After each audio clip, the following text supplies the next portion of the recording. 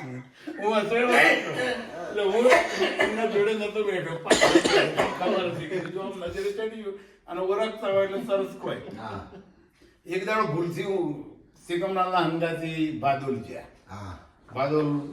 બધા સમારંભ ચાલ્યો બધું થઈ ગયું એટલે પેલું જયંતિ આવી ગયું મારી પાસે મને કે દશરથલાલ આવ્યા છો તમે એ મંત્રી છે પેલું ગુમાડવાળો પછી મને કે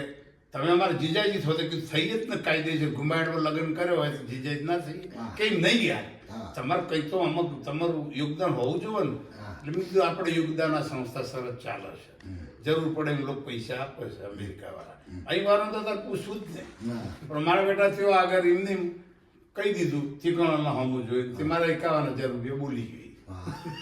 એ ભરાઈ જાય એક જ દાડો લાડવા ખાઈ હવે ફરીથી કે મીટિંગમાં આપજો જવાય